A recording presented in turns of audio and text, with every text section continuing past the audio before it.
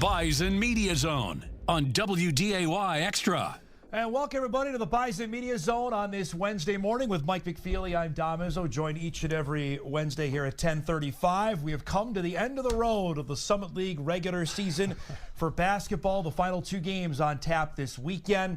North Dakota State's men and women, for the first time, I can say this in the Division I era, each at the top of the standings. That's not happened. Well, near the top of the standings now.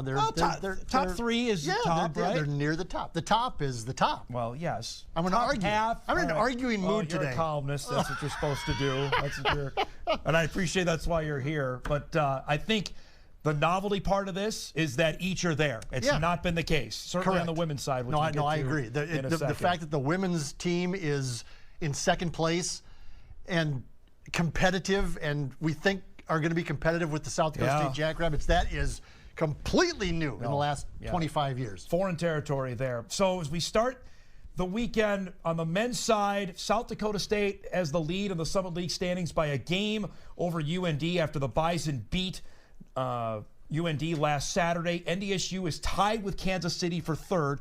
They have the third spot, though, Mike, because they swept the Roos this season. Unlike, you remember, last year when Kansas City swept the Bison, they actually have the tiebreaker there. St. Thomas holds fifth alone, a half game ahead of Omaha. And then Denver, Oral Roberts is at eighth. I can't believe they're not good. Oral Roberts is not good. We've talked about this throughout the season, and sort of the narrative that we helped push, you and I, and was that anybody could win the Summit League, right? I still believe that, and I don't. And not anymore. Okay. No, I don't. I think that after seeing all the teams in person, I don't believe that St. Thomas can win the Summit League. Okay. I thought that at the Shack the other night, I thought they looked like a Division III team that's still transitioning, just physically. They look different than North Dakota State. There's a couple of players on the floor for the Tommies that I kind of went, boy, I could post that guy up. And that's not good for them. A great low post presence. But they have a great head coach, and so that's going to keep in the game. But I think the Summit League on the men's side is down to how many then? 4. Okay, so South Dakota State, UND, North Dakota State, and Kansas City, I would imagine. Yep, Kansas City's beaten both SDSU and UND. Yep.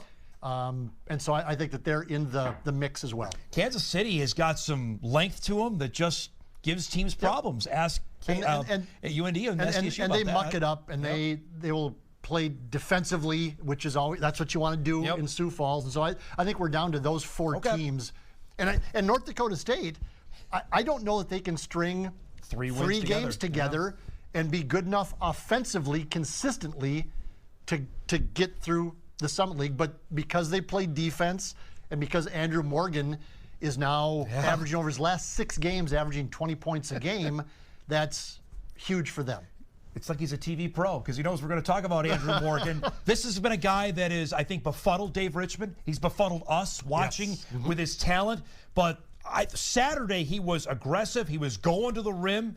UND couldn't stop him. And then he showed his range. He's knocking down a couple of threes. And he's always has not been afraid to shoot the 3. It's come kind of like a come and go kind of thing with Andrew. But this is the kind of player we thought he could be. And I think Dave Richmond thought he could be when he came. That's a huge shot right there. That was a massive shot that brought the house down against North Dakota. But he is the key for NDSU. You know, I know it's nice to see it to Javis Miller get hot. You know, Jakari White has to make some shots. Bowden Skunberg is sort of the guy in the middle of the mix all the time. But number 23 is the guy that has to perform for NDSU if they're going to advance to the NCAA tournament or even win a couple of games down in Sioux Falls. Just the way he played, especially on Saturday, he wanted the ball in the biggest times and delivered. That's something that if you're going to go to Sioux Falls and have success, you can't be afraid of that moment. I just think it's so important for the Bison to have somebody make some shots. They just didn't do it early on against UND, but if Jakari White could just get going, if Javis Miller, he hasn't made a 3 in Fargo since like January 5th. It's been a bit. And he's been good the last couple of games on the road, so he's going to have to come up big down in Vermillion, but they need somebody to make some threes. And if Jakari White or Javis Miller or Lance Waddles or Bowden Skunberg could just go on a heater, a 3-game heater in Sioux Falls, that is going to open up everything They can for win Andrew Morgan, and then they can win it. I just haven't seen it consistently though from the Bison. Okay, so you're down to 4 then. Yes. 4 of the 9 that can go there. Okay. You're probably right. I mean, St. Thomas offensively looked just really challenged against a Bison team that was going to throw some defense at them. And I just don't think that they have what it takes physically. Denver, Tommy Bruner's really good. So is that a guy who can go on a heater for 3 games and win it for you? He can, but the problem is he doesn't play defense. I mean, absolutely does. I mean, again, does not play defense at all. Nope. And that's why, by the way, we're going to get to the POY discussion. Yep. I don't know that he's going to be in the discussion for that award, even as the country's leading scorer. And you always tell me, though, and we've heard this from coaches all the time, it's about matchups. It's about who you get in your bracket on your road there. That determines, heck, almost 90% of this thing, right? South Dakota State still, I think, has the most talent in the league, and it's home games for them, so they have to be the favorite. UND, you can't praise them enough. I don't think for what Paul Sather has done coach up of in the Grand year, Forks. Right? Yeah, he should be. Yeah. Tyree Iheanacho, him becoming eligible was the key for UND. Saved their season. You know, you and I have talked about, again, the player of the year, and Iheanacho might not even be first team all league, and I think he's a player of the year candidate because with him getting eligible, he just is the glue that keeps that team together. And so, they're good enough on the boards, they're good enough defensively, they score enough. They have guys who can go on heaters and score from 3, and so UND is going to be in the mix. And then Kansas City and NDSU we've talked about. Amar Kaluovich is his guy. That's the guy from UND. Kaluovich just grabs every rebound out there to keep it on. Gets on the floor, so strong, so tough. I like it. Speaking of tough, is Bowden Skunberg, who's going to play his final game for the Bison at home on Saturday. It's been a interesting career, I think, for the Jamestown kid. Of course, he and Dave Richmond have had their battles, both public and private. I thought last year he elevated himself to a first-team Summit League player. Down the stretch of last season, he was really, really good.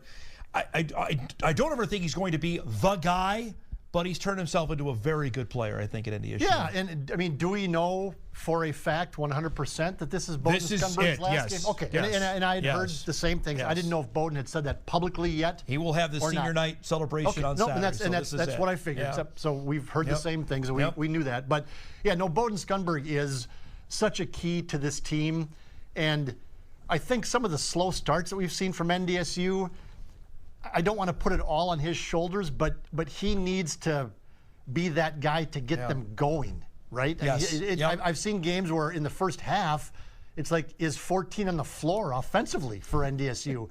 And it's, whether it takes him a while to get into it, whether he has the senior thing going on, like all seniors seem to have, whether it's in Fargo or Grand Forks or Tulsa or South Dakota State, wherever, it just seems like seniors kind of start drifting off. Especially late in the year. And especially with an extra COVID year. Correct, thrown in. It just seems like it. But Bowden Skunberg has had a great career. Kid out of Jamestown. Kind of one of those, the tough, hard-nosed, just, I always deem it as the kid you hate to play against and other teams fans hate. He's the guy that welcomes that. No doubt. But he's the guy you want on your team because he's stirring things up and he's not going to back down. And when you're in a handshake line with Oral Roberts, you say something to the Oral Roberts coach if you're Bowden Skunberg, and you almost start a brawl. Rile everything up. On the floor and all of those things. But he's that guy. And he can back it up with his play, right?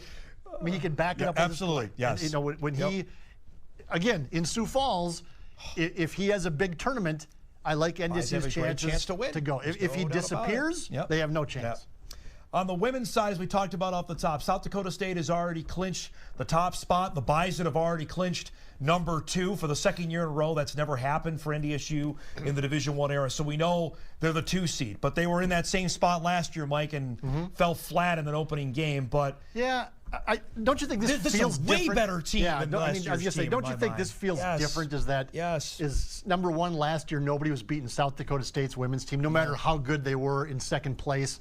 And number 2, North Dakota State was second last year, but you kind of said, well, they don't look very athletic. They don't look very big. They don't look very long. And so they kind of... That's not the case this year, at least lengthwise. I think lengthwise, they're a little bit better athletically. Elle Evans has elevated her game to the point that she might. Her and Brooklyn Meyer from South Dakota State are the two players who should be in consideration for Player of the Year, and only those two. Yes. And it depends what you value, and it depends how you view. South Dakota State's women have not lost in like 100 years against Summit League competition. It's almost 3 full years. And Brooklyn Meyer has been the leader down there. She's the best post player in the league. She's so good. I think Elle Evans is the best overall player in the league. She's 7th in the country in 3-point percentage. And she can shoot it at 6'3", and she can post, and she's quick. She can play defense. All those things, and so it's going to come down to that for the voters. And that to me. You talk about having a standout player. The Bison have maybe the best player in the league in Evans, and that is if you want to win 3 games in a 4-day stretch, because remember, they'd have a day off if they do win their first game, that Elle's the kind of player that can take you over the hump to win a conference tournament. Here's a segue for you, too, because I know where we're going next. I would say Heaven Hamling is also one of the top 5 overall players. Right. And Jory Collins believes that, too. Yes. He said to me last week, I think I have 40% of the top 5 players in the league. And so when you have 2 of the best 5 players overall in the league, you should be in the hunt. and if they would happen to lose out in the first round this year, then that's where some criticism could come Jory's way, and that's where people could go, well, wait a second here. You ask us to come out and watch you, and you say that you have 2 of the best 5 players, and you finish second, and you think you can challenge South Dakota State for a number of reasons, and then you fall flat in Sioux Falls in the first or second round. Well, then come on. Then what? Then, right. I will say this on Hamling, who's going to get honored tomorrow night. She was the first to sign on with Jory Collins. She had actually transferred. People forget this. This is how old that Heaven is. That she came from Stephen F. Austin, and they still had the transfer rule where you had to sit out a year. Think about that she had to sit out a season. She used her extra COVID year. She's playing with her younger sister, and automatically she was probably the best player they ever had in the Division I era. I would think, and now pair her with Elle. She at least came along at a time when they really needed it. When they NDSU women's basketball, and we don't need to rehash all of this, but it has been bad. Had been bad for a long time, and even under Jory, you kind of went, well, they're better, but how good are they? I mean, they still lost a ton of games. They weren't even close to South Dakota. They weren't in the same universe as South Dakota State.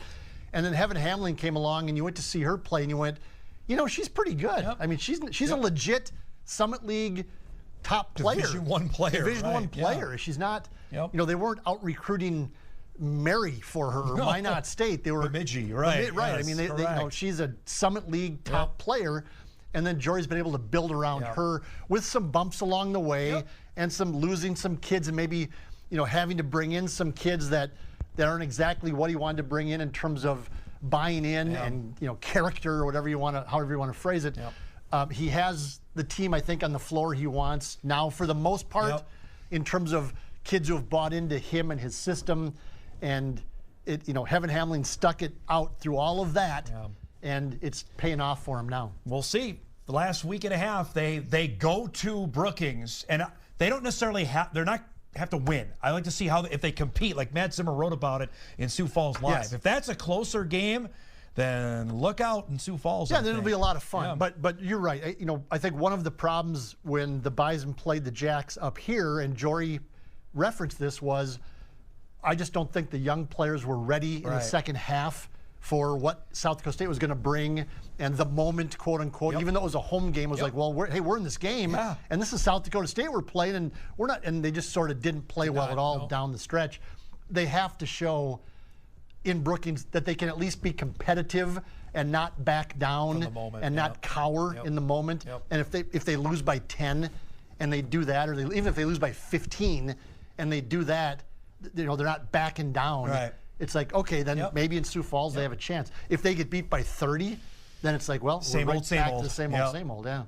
We'll break. We always talk football, so let's talk some football when we come back. Does it ever end? Does the football season ever end? Tyler Roll's got a new job, and the coaches want a new signing date, and it looks like it may happen. We'll discuss back here on Bison Media Zone with Mike McFeely, Dom Izzo here. Mike's favorite topic at the end of February is talk college football, right? No, I know it's not, but it's reality. We just keep spinning the wheel, right? It never stops, and that's, it was a different era, and I'm an old man, but back in the Division II days, football did stop. There was a period. There was a period between the end of the season and spring ball where it stopped, and then from spring ball till fall camp, it stopped. Yeah. And now in the Division I era with 24/7 media and social media and all these different rules, it never stops.